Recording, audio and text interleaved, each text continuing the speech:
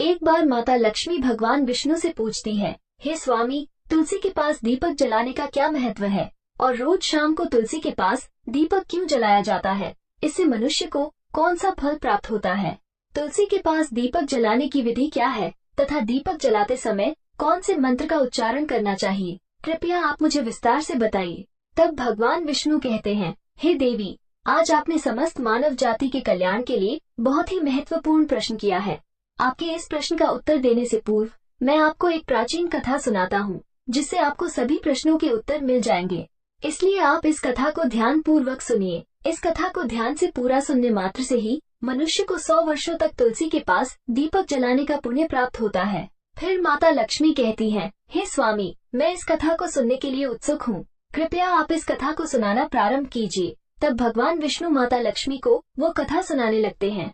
हे देवी, पूर्व काल की बात है। दक्षिण दिशा में तुंगभद्रा नाम की एक बहुत बड़ी नदी है। इस नदी के किनारे पर हरिहरपुर नाम का एक अत्यंत सुंदर नगर बसा हुआ था। उसी नगर में काशी नाम के एक ब्राह्मण निवास करते थे। वे अत्यंत गुणवान, चरित्रवान, धर्म कार्य करने वाले तथा वेदों के मार्ग पर चलने वाले थे। उन्होंने समस्त शास्त्र का अध्ययन किया हुआ था। उस ब्राह्मण की एक पत्नी थी जिसे लोग दुराचार कहकर पुकारते थे, क्योंकि उसके कर्म ही उसके नाम के अनुसार थे। वो सदैव ही अपने पति को अपमानित करती थी। वह अपने पति के लिए कुवाच्य कहती थी, पति को भयंकर दुख देती थी, पति के लिए कभी भोजन नहीं बनाती थी। उसने अपने पति के साथ कभी शयन नहीं किया, कभी उसके साथ प्रेम से व्यवहार नहीं किया। पति के मित्र, परिवार के लोग घर पर आते तो वो स्त्री उनको अपमानित करके भगा दिया करती थी और स्वयं काम भाव से उन्मत्त होकर निरंतर अन्य व्याभिचारिणी स्त्रियों के साथ घूमा करती थी। उसका मन पति को छोड़कर पराये पुरुषों में लगा रहता था। उसने कभी अपने पति से प्रेम से बात नहीं की, किंतु पराये पुरुषों के संग बैठकर बातें करती थी।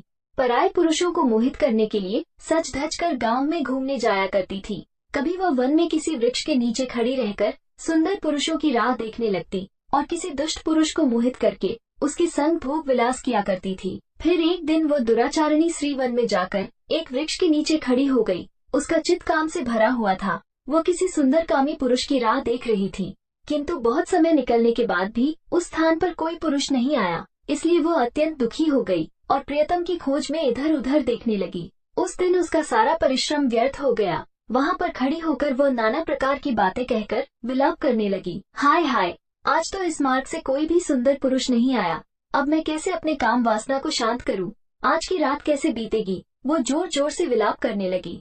उस जंगल में एक भयानक बाघ निवास करता था। उस पापिनी स्त्री की आवाज सुनकर वह जाग गया और उछलकर उस स्त्री का भक्षण करने के लिए उसके पास आ गया। उस भयंकर बाघ को देखकर उस स्त्री के पसीने छूटने लगे। वह भय से थर थर कांपने लगी। वह स्त्री कुछ करती, इतने में ही उस बाघ ने अपने पंजे से उसे घायल कर दिया और वह स्त्री जमीन पर गिर पड़ी। जमीन पर गिरते ही वह स्त्री चिल्लाते हुए बोली, अरे बाघ, तू किस लिए यहाँ पर आया है? मुझे क्यों मार रहे हो?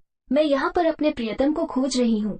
तुम मुझे छोड़ दो। मेरा भक्षण करके तुझे क्या मिलेगा? उस स्त्री की यह बात सुनकर वो भयानक बाघ क्षण भर के लिए रुक गया और हंसते हुए बोलने लगा, हे दुष्टा, आज विधाता ने तुझे मेरा ग्रास नियुक्त किया है। तुझ जैसी पापिनी स्त्रियों का भक्षण करना ही मेरा काम है, तभी तुझे इस शरीर से मुक्ति मिलेगी। वो स्त्री कहने लगी, हे बाघ, तुम कौन हो? मुझे सच सच बताओ, तुम्हें किस कारण से बाघ की योनि में जन्म लेना पड़ा और तुम मुझ जैसी स्त्रियों का भक्षण क्यों करते हो? पहले मुझे सारी बात बताओ और फिर मेरा भक्षण करो। फिर बाघ कहने लगता है, हे पापिनी, मैं तुझे मेरे पूर्व जन्म का वृतांत सुनाता हूँ, किस कारण से मुझे बाघ बनना पड़ा। पूर्व काल में दक्षिण देश में एक नदी थी। उस नदी के तट पर एक नगरी बसी हुई थी। उस नगरी में मैं निवास करता था। मैं एक ब्राह्मण का पुत्र था और नदी किनारे बैठकर यज्ञ आदि कार्य किया करता था। मैंने उस जन्म में अनेक पापियों के लिए यज्ञ किया, उन पापियों के घर का भोजन किया। मैंने धन के लोभ से अनेक पापियों के लिए कार्य किया। जिन वस्तुओं का दान ब्राह्मण को नहीं लेना चाहिए, उन वस्तुओं का दान भी मैंने ग्रहण किया और दूसरों से धन लेता था, लेकिन कभी वापस नहीं करता था। इस प्रकार से पाप करते हुए मुझे बहुत साल बीत गए और मैं बूढ़ा हो गया। मेरे बाल सफेद हो गए, आंखें सूज गई, मुंह के सारे दांत गिर गए, लेकिन फिर भी मेरी दान लेने की आदत नहीं छूटी और मैं पाप करता गया। फिर एक दिन मैं धन के लोभ से नदी किनारे गया और अन्य धूर्त ब्राह्मणों के साथ मिलकर हमने लोगों को ठगा। झूठ मंत्र वचन बोलकर हमने बिना विधि विधान किए ही देवी देवताओं का पूजन किया और बहुत सारा धन दान में ले लिया। फिर उसी स्थान पर एक बीमार कुत्ते ने मेरे पैर में काट लिया और मैं मूर्छित होकर गिर पड़ा। उसी क्षण मेरे प्राण चले गए। फिर यम के दूत उस स्थान पर प्रकट हुए और मुझे पकड़कर यमपुरी ले गए। वहाँ पर यमराज ने चित्रगुप्त से मेरे कर्मों का लेखा जोखा निकालने के लिए कहा। फिर चित्रगुप्त कहने लगे, हे धर्मराज, इस ब्राह्मण ने घोर पाप किए हैं। इसने दूसरों से झूठ कहकर धन लूटा है, विधि विधान से पूजा ना करके झूठ मंत्र बोलकर भगवान का अपमान किया है। इसलिए ये पापी ब्राह्मण केवल नरक जाने के ही योग्य है। फिर यमराज ने अपने दूतों को आदेश देकर मुझे नरक की अग्नि में डाल दिया। अनेक वर्षों तक नरक की सजा भोगने के बाद मुझे बाघ का शरीर प्राप्त हुआ और मैं इस दुर्गम वन में निवास करने लगा। मैं अपने पूर्व जन्म के पापों को याद करके कभी महात्मा, साधु पुरुष, सती स्त्रियों का भक्षण नहीं करता हूँ। मैं केवल पापी, दुराचारी तथा कुलटा स्त्रियों का ही भक्षण करता हूँ, ताकि मुझे पाप से मुक्ति मिल जाए। इस प्रकार से उस बाघ ने अपने पूर्व जन्म का वृतांत सुना दिया और उस स्त्री से कहने लगा, हे पापिनी, तेरे आचरण से तो उल्टा दिखाई पड़ती है। अपने पति को छोड़कर तू इस वन में अन्य पुरुष के साथ भोग विलास करने के लिए आई है, इसलिए आज तू मेरा ग्रास अवश्य बनेगी। इतना कहकर उस बाघ ने अपने तीक्ष्ण नाखून से उस पापी स्त्री के टुकड़े टुकड़े करके उसे खा लिया। फिर उस स्थान पर यम के दूत प्रकट हुए और उस पापिनी स्त्री को उठाकर यमपुरी ले गए। वहाँ पर उसे यमराज के सामने खड़ा किया गया। फिर चित्रगुप्त ने उस स्त्री का लेखा जोखा निकालते हुए यमराज से कहने लगे, हे धर्मराज, ये स्त्री तो अत्यंत पापिनी है। इसने घोर पाप किए हैं। इसने व्यभिचार किया है। इसने अपने पति की कभी सेवा नहीं की। अपने पति को भूलकर पराये पुरुषों के संग भोग विलास किया करती थी। उसके पाप को सुनकर यमराज ने उस स्त्री को अग्नि से भरे हुए कुंडों में डालने का आदेश दिया। अनेक वर्षों तक उसे उस कुंड में पकाया गया। फिर उसे निकालकर दूसरे नरक में डाल दिया गया। इस प्रकार से उसे अनेक वर्षों तक अलग अलग नरकों में डाला गया और नरकों में डालने के बाद वो महापापी स्त्री पुनः पृथ्वी लोक पर आकर चांडाल के रूप में उत्पन्न हुई। चांडाल के घर में जन्म लेकर वह फिर से अनेक पाप करने लगी, व्याभिचार करने लगी, अनेक पापी पुरुषों के संग विहार करने लगी। कुछ समय बाद पूर्व जन्म के पापों के कारण उसे कोढ़ का रोग हो गया और वह भयानक पीड़ा सहन करने लगी। उसका अंग अंग जलने लगा, उसके नेत्रों में पीड़ा होने लगी। इस दुख को सहन करती हुई वह दिन बीताने लगी। फिर एक दिन वह तीर्थ में स्नान करने के उद्देश्य से अनंतपुरा में चली गई। वहाँ पर वह एक आश्रम के बाहर निवास करने लगी। वहाँ उस आश्रम में एक तुलसी का पौधा था।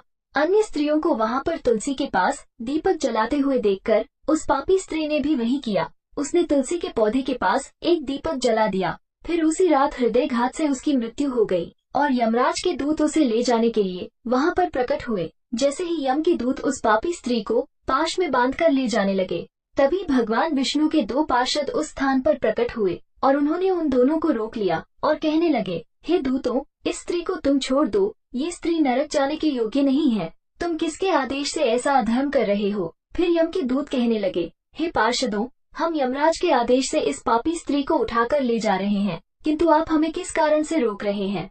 ये स्त्री अत्यंत पापी है, इसे नरक में ले जाने की आज्ञा मिली है। फिर पार्षद कहने लगे, हे दूतों, ये स्त्री तो विष्णु भक्त है, यह नरक जाने योग्य नहीं है। इसने शाम को तुलसी के पास दीपक जलाया है, इसी कारण से इसके समस्त पाप नष्ट हो गए हैं। इसलिए अब यह नरक जाने के योग्य नहीं है, ये स्वर्ग जाने की अधिकारी बन चुकी है। पार्षदों की बात सुनकर यमदूतों ने उस स्त्री को उस स्थान पर छोड़ दिया और यमलोक लौट गए। वहाँ जाकर उन्होंने यमराज को सारा वृतांत सुना दिया। फिर भगवान विष्णु के पार्षद उस स्त्री को दिव्य विमान में बिठाकर स्वर्ग लोक ले गए। भगवान विष्णु कहते हैं, हे देवी, इस प्रकार से तुलसी के पास केवल दीपक जलाने मात्र से ही मनुष्य के सभी पाप नष्ट हो जाते हैं। जो स्त्री नित्य शाम को तुलसी के पास दीपक जलाती है, वो सौभाग्यशाली बनती है। उसके पूर्व जन्मों के सभी पाप नष्ट हो जाते हैं। उसे सुख समृद्धि की प्राप्ति होती है। रोज तुलसी के पास दीपक जलाते समय इस मंत्र का उच्चारण करना चाहिए। ओम तुलसी देव्यै च विद्महे विष्णु प्रियाय च धीमहि तन्नो वृंदा प्रचोदयात्, जिसका अर्थ होता है, विष्णु प्रिय तुलसी, मैं आपको नमन करती हूँ, आप मुझे उच्च बुद्धि दो। हे वृंदा, आप मेरे मन को रोशन करो। भगवान विष्णु कहते हैं, हे देवी, हजारों अमृत के घड़ों से नहलाने पर भी श्री हरि विष्णु को उतनी तृप्ति नहीं होती जितनी वे मनुष्यों के द्वारा तुलसी का एक पत्ता चढ़ाने से प्राप्त करते हैं। 10,000 गौ दान से मानव जो फल प्राप्त करता है, वही फल तुलसी पत्र के दान से पा लेता है। जो मृत्यु के समय अपने मुख में तुलसी पत्र का जल पा जाता है, वो संपूर्ण पापों से मुक्त होकर भगवान श्री हरि विष्णु के धाम जाता है। हिंदू धर्म में तुलसी के पौधे का महत्व सबसे अधिक है। इसकी सबसे पहले पूजा भगवान विष्णु ने की थी। भगवान विष्णु कहते हैं, जिस प्रकार से देवी लक्ष्मी से वैकुंठ को ऐश्वर्य प्राप्त है, उसी प्रकार से बैकुंठ में तुलसी के कारण ही पवित्रता प्राप्त है। पृथ्वी लोक पर जिस स्थान पर भी तुलसी का पौधा होगा, उस स्थान पर कभी बुराई का वास नहीं होगा। ऐसा स्थान सबसे अधिक पवित्र होगा। इसी कारण से हमें हमारे घर में तुलसी का पौधा अवश्य लगाना चाहिए। इस प्रकार से भगवान विष्णु ने तुलसी के पास दिया जलाने का महत्व बताया। वीडियो अच्छी लगी हो तो लाइक, शेयर और ऐसे ही वीडियो को देखने के लिए हमारे चैनल को सब्सक्राइब जरूर